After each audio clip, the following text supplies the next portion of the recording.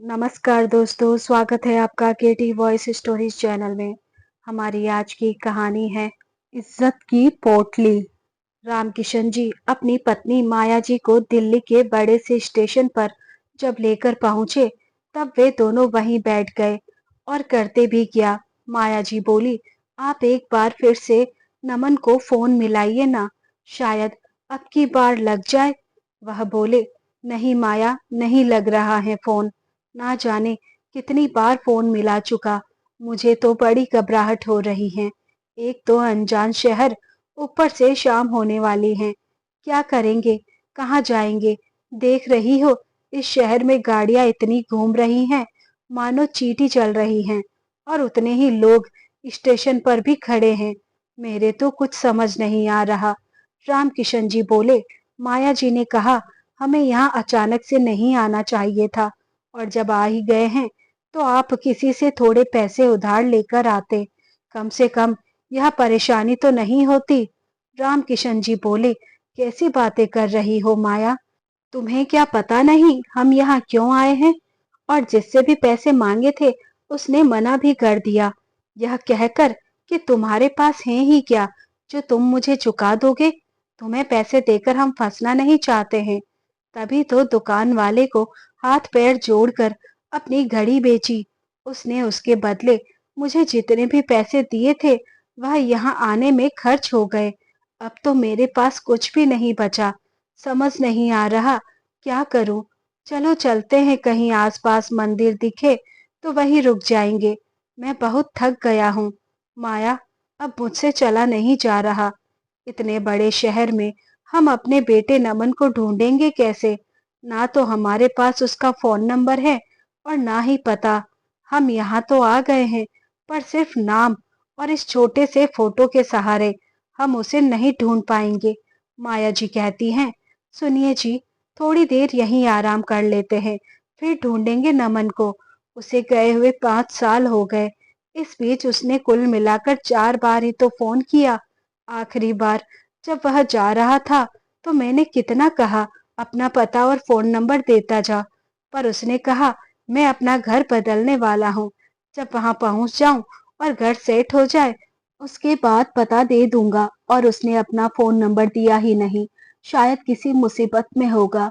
दोनों मंदिर में बैठे यही बातें कर रहे थे कि तभी मंदिर के पुजारी उनके सामने आकर कहते हैं, राम राम जी भाई साहब, क्या आप लोग इस शहर में नए आए हैं? रामकिशन जी बोले, जी दरअसल कुछ साल पहले हमारा बेटा यहाँ नौकरी करने आया था, पर पिछले 9 महीनों से हमें उसकी कोई खबर नहीं मिली, इसलिए हम उसे ढूंढने चले आए। पंडित जी बोले, आप लोगों को क्या उसका पता नहीं मिल रहा, या आप अपनी मंजिल से भटक गए हैं? मुझे बताइए, शायद मैं कुछ कर सकूं, या मैं आपकी मदद करने की कोशिश करूंगा।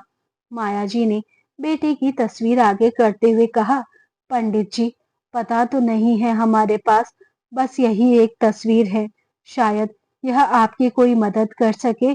वह बोले, लगता है आप लोग गांव में रहते हैं, इसलिए इस बदली हुई दुनिया से अनजान हैं और इतने सीधे साधे हैं। पर आजकल की सच्चाई बड़ी डरावनी हो गई है। बच्चे जब घर से निकल जाते हैं और जब से कोई संपर्क ना रखे, तो इसका मतलब वह बहुत आगे निकल चुके हैं, और उस जगह में उसे अपने बूढ़े माता पिता की कोई जरूरत नहीं होती है। यह आज के जमाने की सच्चाई है। माया जी बोली, अरे नहीं पंडित जी, हमारा नमन जरूर किसी मुसीबत में होगा, क्योंकि उसको अपनी धरती और अपनी इस माँ के साथ बड़ा लगाव है, और वह हमारे साथ ऐसा करने के बारे में कभी सोच भी नहीं सकता। पंडित जी हंसते हुए बोले, मैं इस मंदिर में लगभग 10 सालों से पूजा अर्चना कर रहा हूँ, और इसी मंदिर में ना जाने मैंने ऐसे कितने माता पिता को भगवान से बच्चों की शिकायत करते हुए देखा है, और कई स्टेशन पर छोड़कर चले गए हैं, तो कोई उन्हें विदेश ले जाकर वहां नौकरों जैसी हालत करके वहीं छोड़कर किसी दूसरे शहर में चले जाते हैं। रामकिशन जी झट से बोले, होता होगा ऐसा, बड़े बड़े शहरों में करते होंगे शहरों के बच्चे, पर मेरा बेटा ऐसा नहीं है।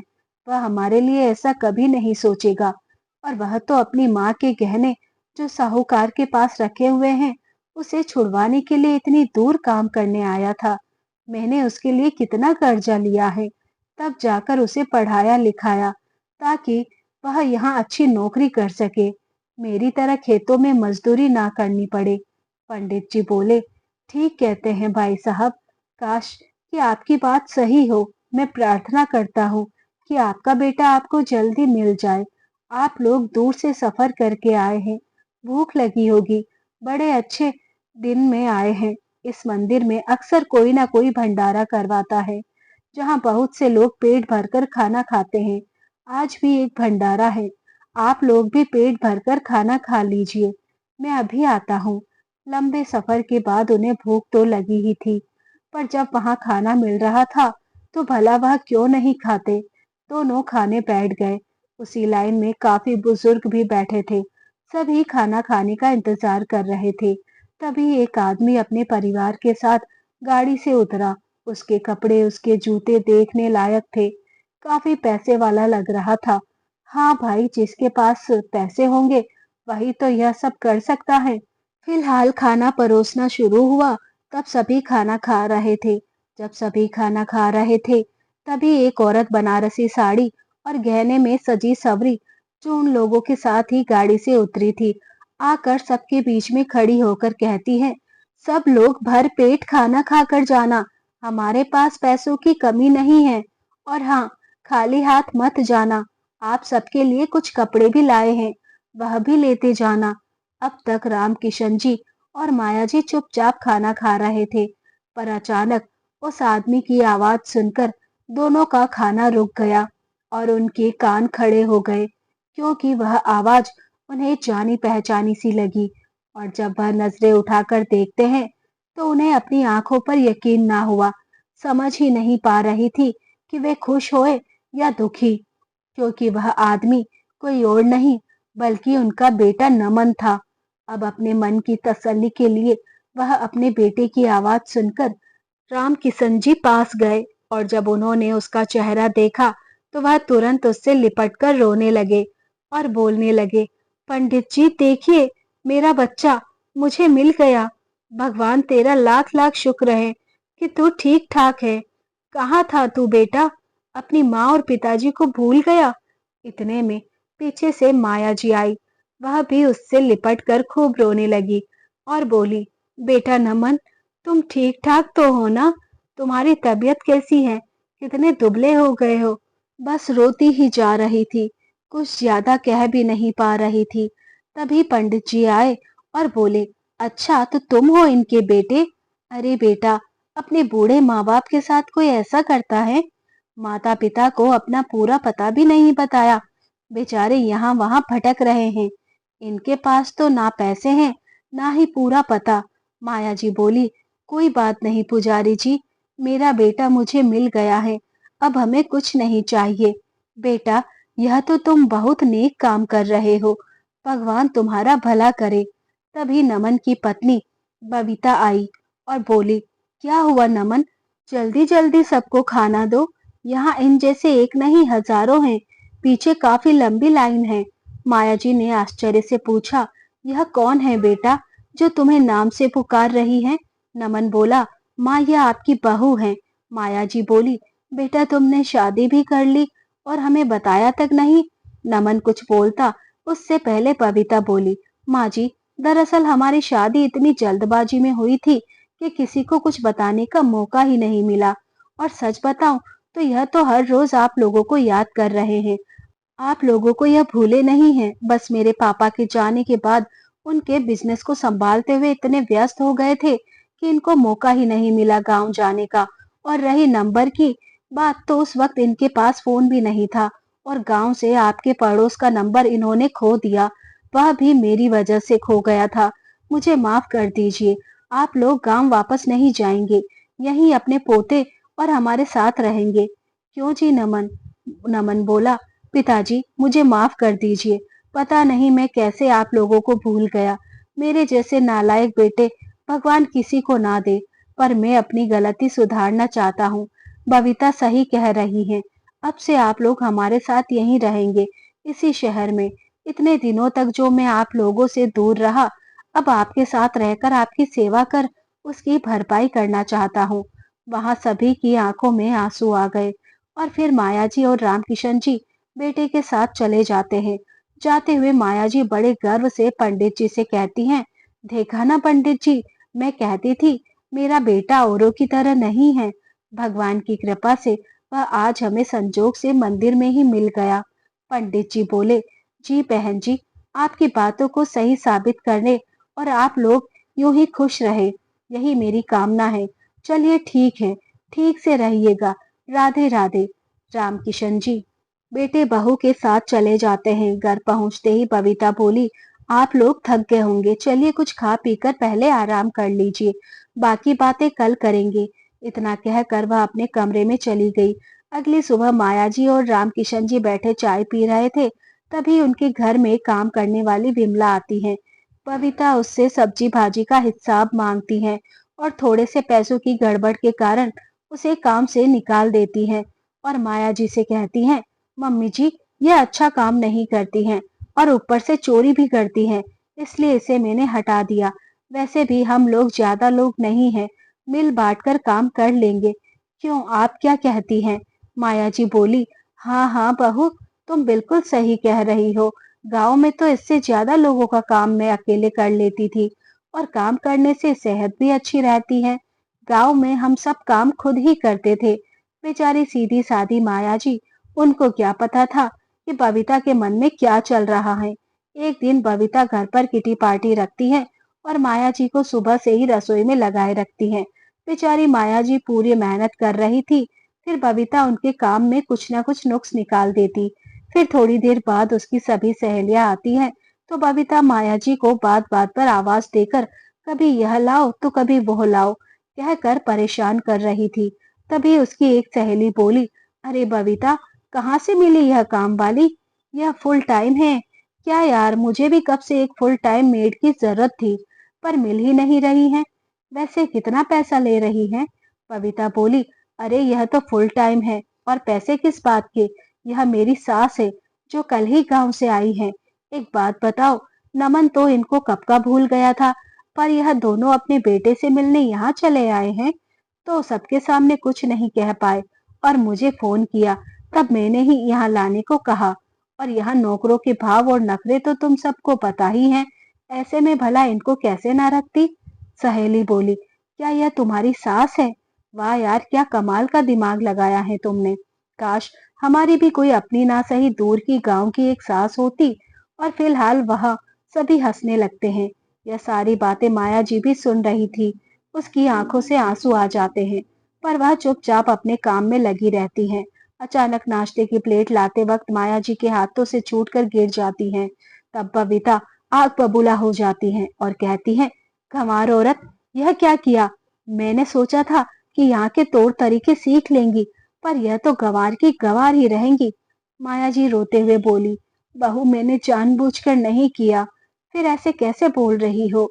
वह भी सबके सामने। यह तुमने ठीक नहीं किया। और रोते हुए वह वहां से चली गई। थोड़ी देर बाद नमन और रामकिशन जी आ गए, तो बबीता कहती है, नमन, क्या कहा था तुमने लोगों से? अच्छे से पेश आओ ताकि यह हमारा सारा काम करते रहे। पर आज तो तुम्हारी माँ ने मेरी इतनी बेइज्जती करवाई, वो भी मेरी सहेलियों के सामने। क्या यही सोचकर मैंने विमला को हटाया था? रामकिशन जी बोले, यह सब क्या कह रही हो बहू? हम तुम्हारे माता पिता के जैसे हैं, कोई नौकर नहीं। इस तरह से बात कर रही हो। नमन बोला, आप तो चुप ही रहिए पिताजी। जानते हैं, यह फ्लैट, मेरी नौकरी सब बबीता के पापा ने दिया है और आपकी वजह से तो मैंने आज तक बस गरीबी ही देखी है। इसलिए आप लोगों से सारा रिश्ता तोड़कर यहाँ चला आया था मैं ही बेवकूफ था जिसने सोचा सिर्फ फोन के नंबर बदल लेने से आप लोगों से पीछा छूट जाएगा।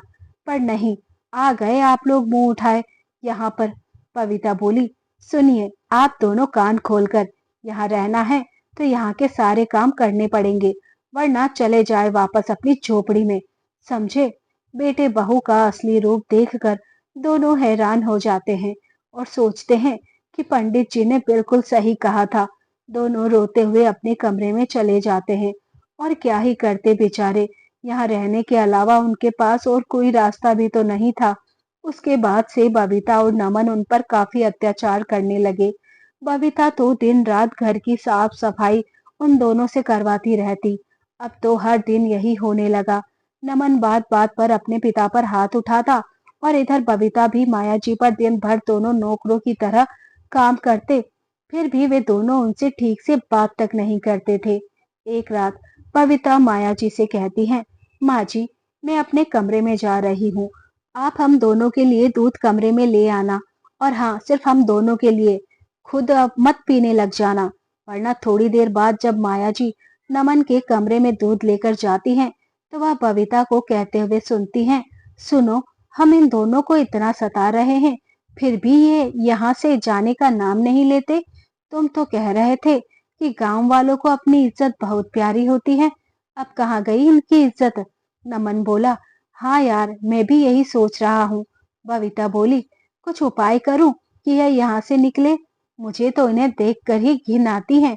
उनकी बातें सुनकर माया जी उदास अपने कमरे में जाकर रामकिशन जी से कहती हैं, सुनिए जी, गांव चलते हैं, वहां इज्जत की रोटी सूखी खा लेंगे। उसके बाद वह रामकिशन जी को सारी बात बताती हैं। रामकिशन जी अपनी पत्नी से कहते हैं, तुम चिंता मत करो भाग्यवान, मैं कुछ सोचता हूँ। फिर 2 दिन बाद रामकिशन जी नमन को अपना फोन दिखाते हुए कहते हैं, देख तो बेटा, यह इसमें क्या बोल रहा है? लगता है कोई कर्जदार है। मुझे तो इसकी बात समझ में नहीं आ रही है। नमन फोन पर हेलो बोलता है। सामने से कोई कहता है, अरे आप रामकिशन वर्मा बोल रहे हैं क्या? अरे आपने जो कुछ पैसे करीब 20 साल पहले जमा किए थे, आज वह 5 गुना हो गया है। करीब करीब पूरे 10 लाख रुपए। आप आकर साइन करके ले जाइए। यह सुनकर नमन को तो जैसे करंट ही मार गया। फिर जैसे तैसे खुद को संभाल कर उसने कहा, हाँ हाँ, हम आते हैं। फिर फोन रखने के बाद रामकिशन जी बेटे से पूछते हैं, क्या बोल रहा था बेटा, कब तक लौट आना है उसके पैसे? रमन बोला, पिताजी, हमें कल ही चलकर सारे पैसे लौटाने हैं, और आपका साइन चाहिए होगा, ताकि यह लोग आगे से आपको परेशान ना करें। आपको कितने पैसे देने हैं पिताजी? रामकिशन जी बोले, यही कोई 50,000। पता है बेटा, कब से इन्हें चुकाने की कोशिश कर रहा हूँ, ना जाने कितने साल से। नमन समझ गया कि उसके जन्म से पहले ही शायद पापा पोस्ट ऑफिस में पैसे जमा करके भूल गए हैं। उसने कहा, कोई बात नहीं पिताजी, मैं दे दूंगा आपको यह पैसे, और आप चुका देना।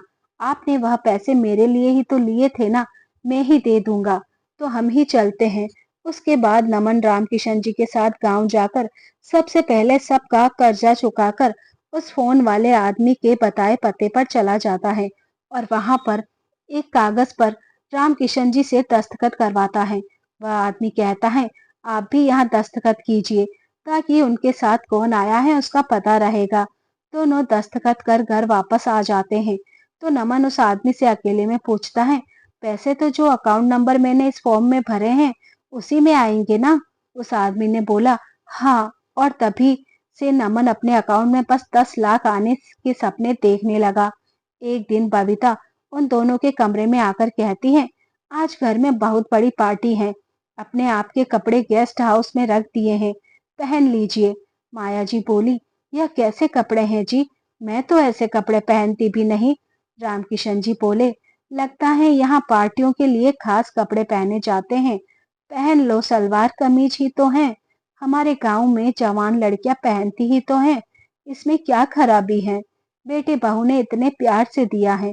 फिर दोनों वही कपड़े पहनकर तैयार होकर पार्टी के लिए बाहर आते हैं। देखिए जी, माया जी बोली, यहाँ बहुत सारे लोग जो हमारे जैसे कपड़े पहनकर घूम रहे हैं। रामकिशन जी ने कहा था ना, यह पार्टी में ऐसे कपड़े पहनते होंगे, पर देखो, कुछ तो अलग पहने हुए हैं।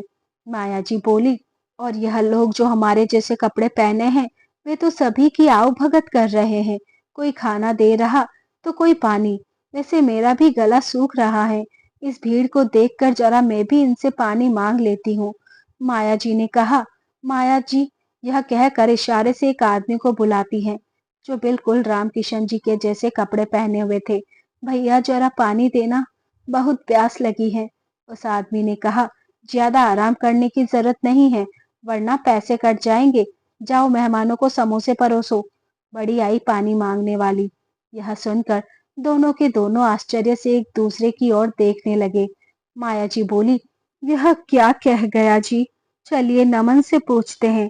जैसे ही वह अपने बेटे के पास जा रहे होते हैं, बबीता उनके सामने आकर कहती है, अच्छा हुआ आप लोग मुझे दिख गए। यह लीजिए, अपने पोते को संभालिए जब तक पार्टी खत्म ना हो जाए। यह कहकर वह अपने बेटे को उनकी गोद में दे देती हैं। जब बबीता अपने बेटे को अपने सास ससुर को सौंप रही थी, तभी पीछे से उनकी एक सहेली आकर कहती है, अरे बबीता, यह क्या, तेरे बेटे की मेड है वह? वह बोली, हाँ यार, मेरे बेटे की आया है। अब आजकल यूं ही किसी पर बच्चे को देखकर भरोसा करना बड़ा मुश्किल होता है। ऐसे में यह कपल थोड़ा भरोसे लायक मिल गया तो रख लिया मैंने। नमन भी वहीं खड़ा था, पर उसके मुंह से एक शब्द भी नहीं निकला। माता पिता तो हैरान थे कि यह क्या कर रही है। शायद इसलिए हमें यहाँ नौकरों वाले कपड़े दिए गए हैं और हमें पता ही नहीं चला। हम लोग तो कुछ और ही सोच रहे थे। तभी नमन झट से बोला, माँ, पिताजी, उसकी बातों पर ध्यान मत दीजिए, अपने पोते को ही तो संभालना है। रामकिशन जी उदास होकर बोले, बेटा, हम तो अपने पोते को ऐसे ही संभाल लेते। यह तो बड़े शौक और खुशी की बात है किसी भी दादा दादी के लिए। पर तुम लोगों ने जो हमें आया बनाकर यहाँ धोखे से लाया, उसके बाद तो वह गांव की गरीबी ही अच्छी लग रही है। माया जी बोली, मतलब तुम जानबूझकर हमारी सुध नहीं लेता क्योंकि तुझे यहाँ की गुलामी रास आ गई है। पर बेटा, हम भले ही गरीब हैं, पर गुलामी नहीं कर सकते। याद रखना, जो मर्द अपनी पत्नी के टुकड़ों पर रहता है, वह हमेशा गुलामी की जिंदगी जीता है। रामकिशन जी बोले, चलो माया, हम यहाँ नहीं रहेंगे। इतने में बबीता आकर कहती है, अरे कहाँ जाने की बात कर रहे हैं? जाने के लिए पैसे आप दोनों के पास हैं या फिर उसी मंदिर में जाकर रहने का इरादा है? यहाँ से गांव काफी दूर है। माया जी ने कहा, जैसे आए थे वैसे ही चले जाएंगे। तुम्हें हमारी चिंता करने की कोई जरूरत नहीं है। तुम्हारे इस महल में नौकरानी बनकर रहने से अच्छा है मैं अपनी झोपड़ी की रानी बनकर रहना पसंद करूंगी। इस बात से गुस्साई बबीता चिल्लाकर कहती है, बुढ़िया, तेरी औकात नहीं है कि तू मेरे महल जैसे घर में रहे। पार्टी में आए सभी लोगों से कहती हैं, सुनिए सभी लोग, इन भिखारियों को मैंने मंदिर से उठाकर यहाँ अपने घर में शरण दी और यह हमारे ही पीठ में छुरा भोंक कर यहाँ से भागने की फिराक में है। भलाई का तो जमाना भी नहीं रहा। रामकिशन जी बोले, यह क्या कह रही हो बहू? हमने तुम्हारे साथ नहीं, बल्कि तुमने हमें छला है। बबीता बोली, चुप करो तुम लोग। एक तो मेरी सोने की चेन गायब हो गई, ऊपर से तुम दोनों अभी बीच पार्टी को छोड़कर यहाँ से जाने की बात कर रहे हो। नमन, तुम्हारे माँ बाप ने तो नहीं लिया मेरा चेन? नमन बोला, देखो बबीता, यह ठहरे गरीब, इनको लालच आ गया होगा, कर ली होगी चोरी। रामकिशन जी बोले, नमन, तुम अपने माता पिता को चोर बोल रहे हो? शर्म नहीं आती तुम्हें? नमन बोला, हाँ बोल रहा हूँ, क्योंकि आप लोगों की हालत मुझसे छिपी नहीं है।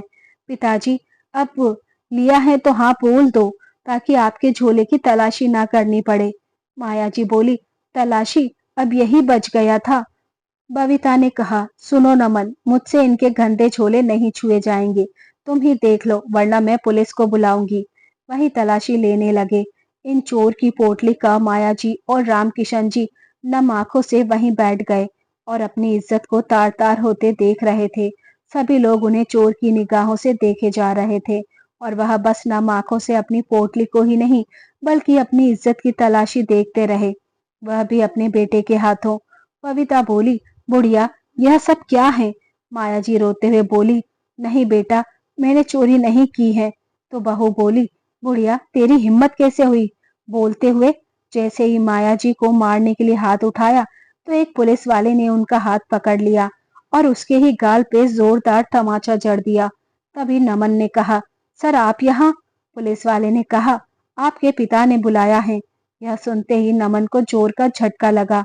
वो पूछा, पर क्यों? तभी रामकिशन जी आगे आए और नमन के हाथ में पेपर पकड़ाए।